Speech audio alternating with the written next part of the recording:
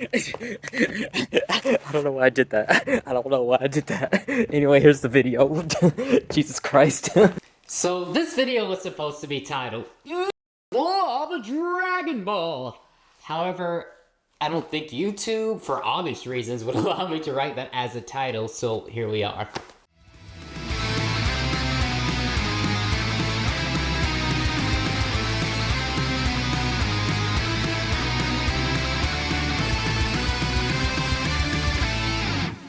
It's challenging to discuss a series as mainstream and universally beloved as Dragon Ball. I find myself wondering what new perspectives I can offer that hasn't already been explored in countless video essays. However, something that I feel that I can contribute is my heartfelt appreciation for a series that has had a profound impact on my life. In what should be known as episode 3 of Adrian Still Loves His Goddamn Nerd Shit. And it's okay that I'm lonely. Dragon Ball has been an important factor of my life so much that I couldn't imagine my life without it, or what it even was before. It extends beyond just an anime series. It is a way of life, something that I continuously look at on the daily, and it is an important component of my life. Dragon Ball is the brainchild of the legendary Japanese mangaka Akira Toriyama. It emerged from his earlier success with the series Dr. Slump. After completing Dr. Slump's publication, Toriyama sought out a new project and thus began the creation of Dragon Ball. What started as a new manga project eventually evolved into a story that beautifully blends elements of the classic tale Journey to the West with Toriyama's passion for kung fu movies. For those who are unfamiliar with the series, and why are you here? Dragon Ball centers around the journey of Goku, a character who starts off as an alien monkey hybrid and later discovers his Saiyan heritage. Alongside his aspirations to become the greatest martial artist, Goku embarks on a quest to find the infamous Dragon Balls. These mystical orbs, when gathered together, have the power to grant any wish the possessor desires. The essence of Dragon Ball's narrative is simple yet captivating. Characters strive to surpass their previous limits, vanquish foes obstructing their path, and gather the Dragon Balls. This straightforward, almost Saturday morning cartoon-like formula is a key part of the series' charm. However, what truly sets Dragon Ball apart and makes it so compelling is its undeniable coolness factor. So, Hotshot, you want to fight Majin Buu? Fight you? No, I want to kill you. I will not let you destroy my world!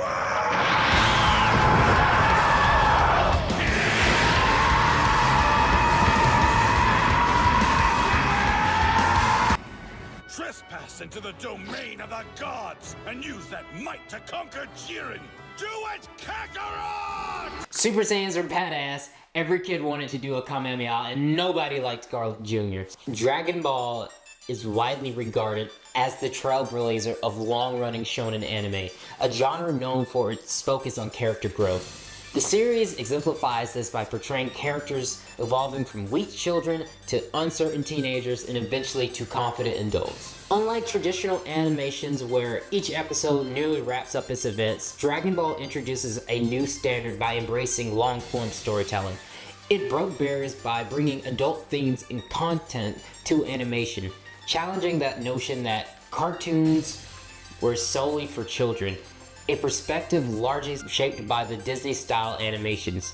Dragon Ball, especially Dragon Ball Z, revolutionized this concept by featuring elements like blood, explosion, impalements, and death. It injected a much-needed dose of realism, proving that animation could be a medium for telling stories of triumphs, tragedies, and tribulations. While this style of long-form storytelling wasn't entirely new to Eastern viewers, it came as a culture shock to the Western audience in the late 1990s.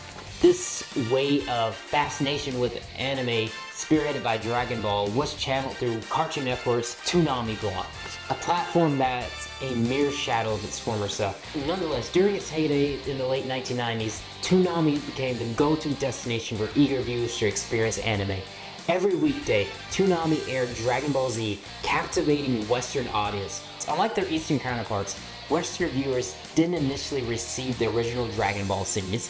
They were plunged directly into Dragon Ball Z, This meant that Toonami viewers missed out on half of Dragon Ball's overarching story. However, this omission may have inadvertently contributed to the ethereal, otherworldly mystique of Dragon Ball Z. Viewers were left pondering over the identities of the characters, the reasons behind the hostilities, the battles they had fought in the past, and then they would tune in droves in hopes of unraveling these mysteries. We've touched on the importance of character growth in Dragon Ball, but we have to dive deeper into its significance. There's something truly magical about following a character's journey from the beginning and witnessing their evolution over time. Dragon Ball embodies this concept perfectly.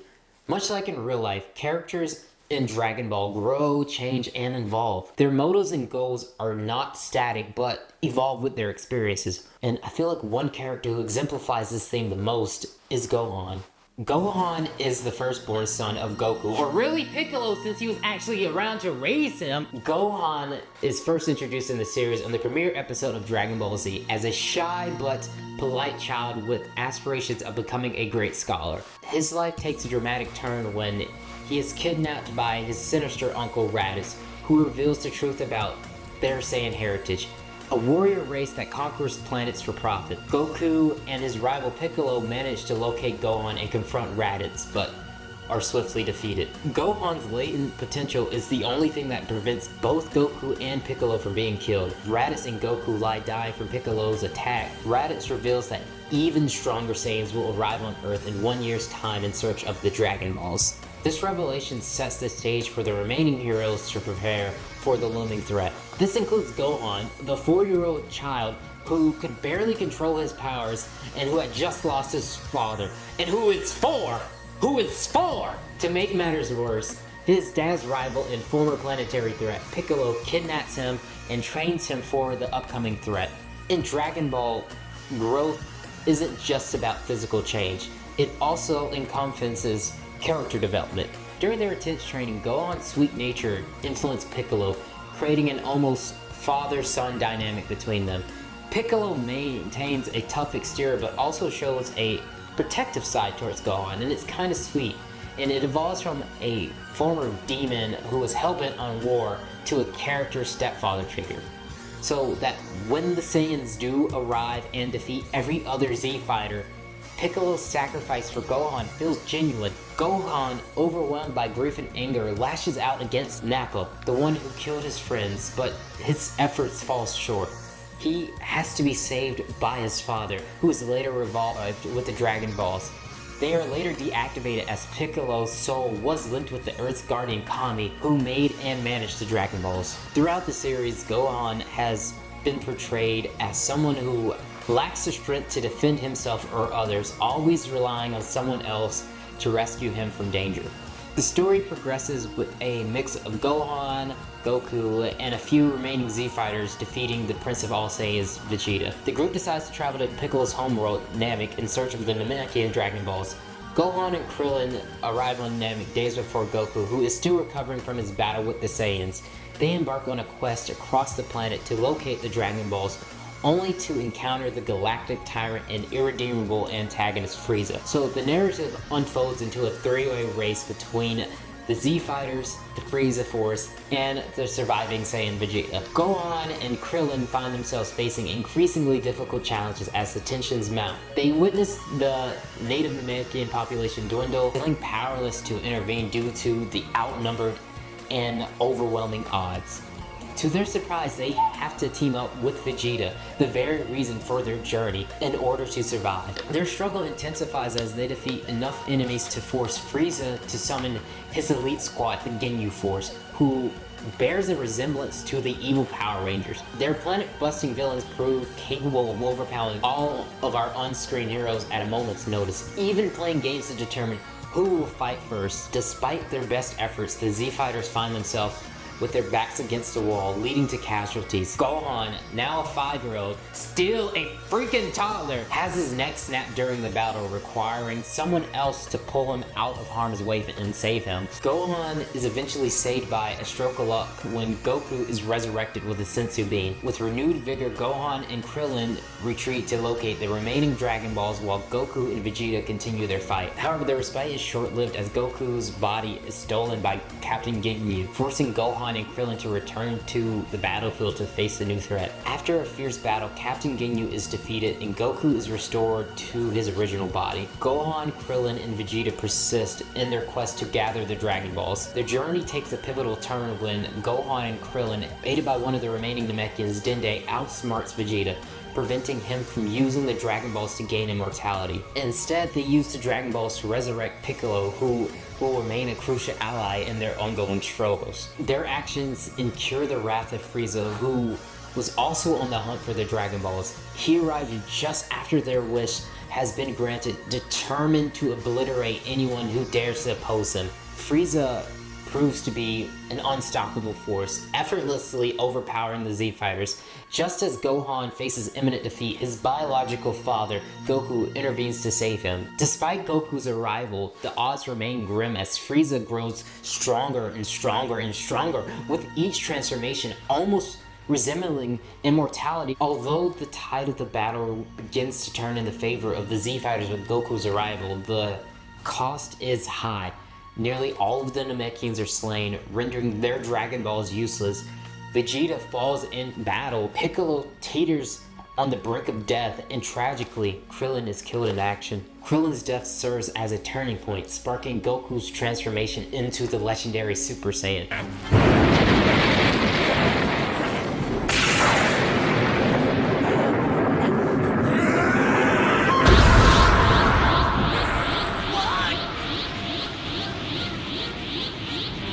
This monumental shift in power marks a significant moment in the series, forever altering their trajectory. However, amidst these transformations and power-ups, one aspect remains unchanged: Gohan's reliance on others to bail him out, despite his growing strength. Oh, but Adrian, he's 5 and scared. Then he should have stayed his bitch ass at home. The story unfolds with Frieza's defeat, the revival of the heroes using the Earth's Dragon Balls, and a temporary return to normalcy. The peace is short-lived as Frieza survives and launches another attack on Earth, only to be swiftly defeated by the time-traveling warrior Trunks. Trunks warns the Z-Fighters of the impending android threat, revealing a grim future where everyone except for Gohan perishes. The androids eventually arrive, presenting a palpable threat that even the legendary Super Saiyan transformation cannot overcome. This development shocks viewers, leaving them questioning the effectiveness of their beloved heroes against such seemingly insurmountable odds. Rigorous training becomes imperative as the androids and later Cell proves to be an unstoppable adversaries. With each power up achieved by the Z-Fighters, their enemies seem to stay 3 steps ahead. The conflict escalates at that Cell Games, resembling Dragon Ball's iconic tournament arc where fighters battle for the planet's survival. All odds are on Goku, who must demonstrate the new fruits of his training to save the day once more. However, as the battle unfolds, it becomes evident that even Goku is outmatched by Cell, so that in a surprising turn of events, Goku passes the torch to Gohan, entrusting him with the task of defeating Cell. Despite Gohan's initial reluctance and perceived inadequacy, Goku insists that Gohan's untapped potential holds the key to victory. Gohan's transformation into the Super Saiyan 2 during the battle marks a turning point as he unleashes his full power and he starts to overwhelm Cell for the first time. However, Gohan's newfound arrogance leads to reckless behavior, ultimately resulting in Cell's self-destructing demise and Goku's sacrifice. Though the threat of Cell is seemingly vanished, the victory comes at a cost, with casualties and lasting consequence that leaves viewers reeling.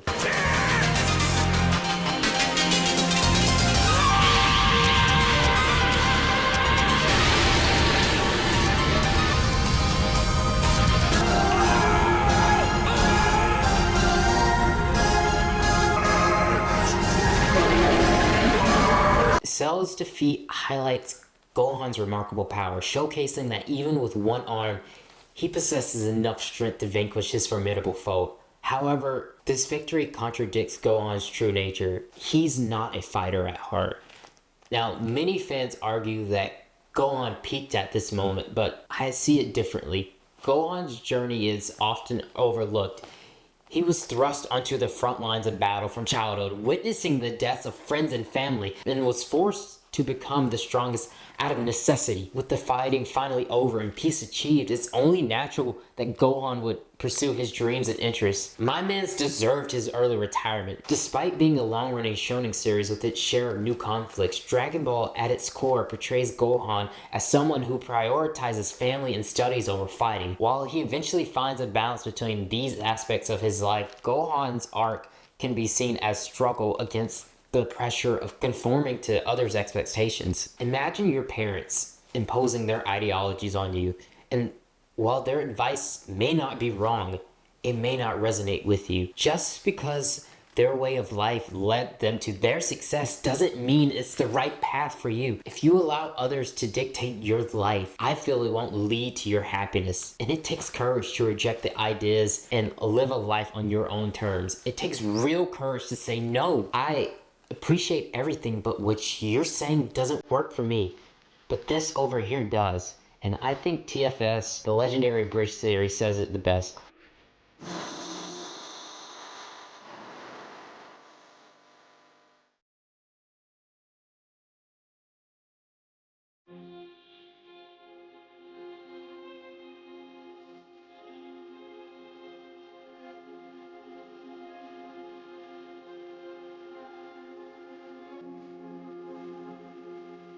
I'm sorry. Fighting is... well, it makes me happy. And I just thought it would make you happy too. And I want you to know that that year we spent in the time chamber was the best year of my life. Fine. Now plant your feet, grit your teeth, and eat that horse! This is the shameless plug. This is the shameless plug. Give me a like. Give me a follow. If you can, donate to the Patreon. Now back to the video. The appeal of Dragon Ball extends beyond just transformations, fights, and flashy moves. It's the idea of being better than yesterday that truly resonates with audiences. Characters in the series are often pushed to their limits, highlighting the theme that power comes from a need.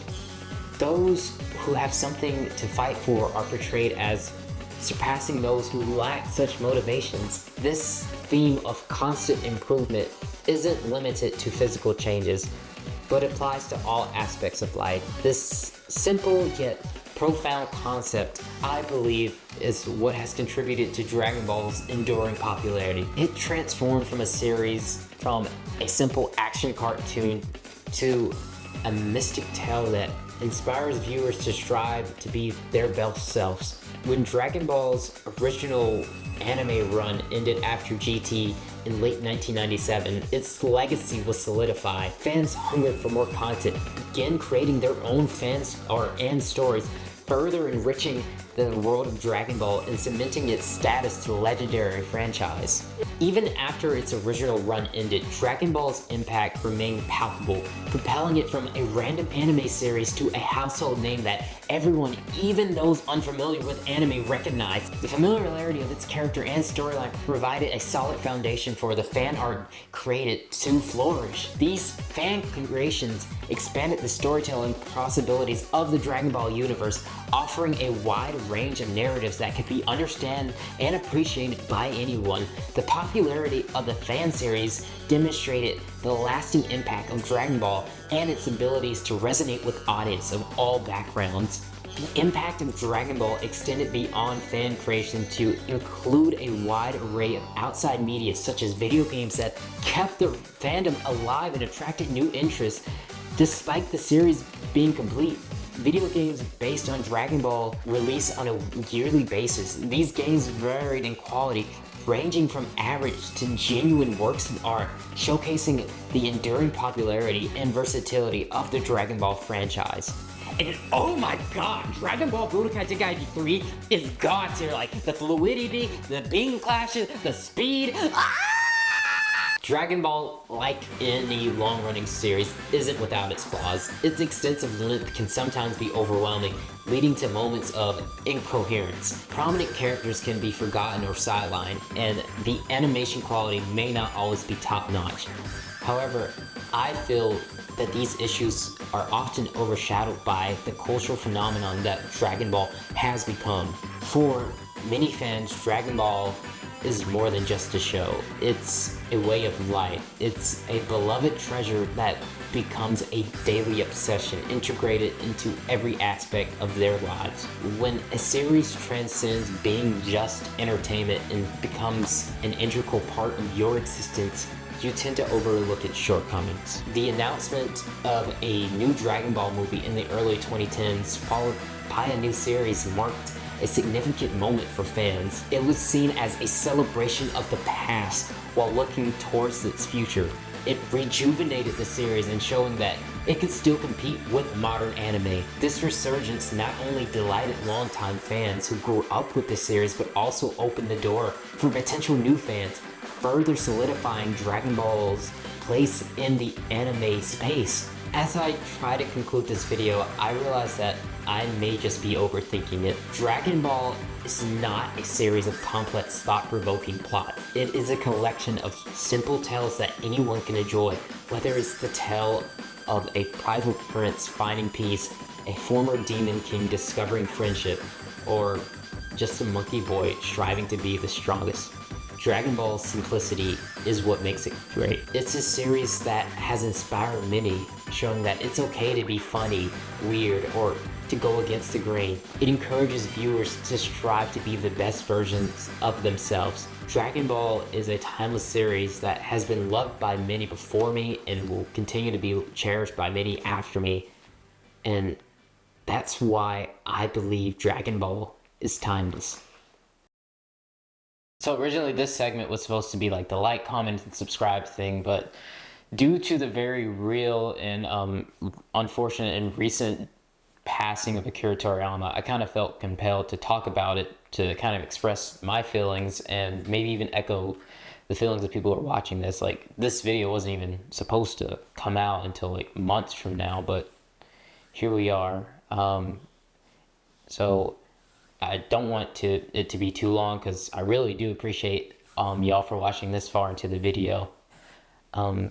So this is probably gonna sound like a prolonged thank you, but it's really hard to kind of it's weird, you know. It's difficult to talk about someone that you've never met, but like they've had such an impact on your life. It's weird. Dragon Ball has been like an integral like part of my life that I guess Akira Toriyama, through that thought process, has been an integral part of my life, and for that I just want to say thank you. It's taught me, Dragon Ball has taught me like so much. It's helped me make friends. It's said that it's okay to be weird, and it's okay to not fit the zeitgeist, or to just be yourself. Even going past like the surface level stuff of, you know, explosions and transformations and screaming, it really is all about making sure that you prioritize your friends and your family. And for that life lesson, I don't know how I'll ever repay that, but by saying thank you so much and genuinely expressing how much you have meant to me, excuse me. You gave a boy hope, and as corny as that sounds, that's how I feel. You gave someone the hope that it gets better, that it's worth it, that having morals and values is important, that it isn't wrong. And so for that, I just want to say thank you so much.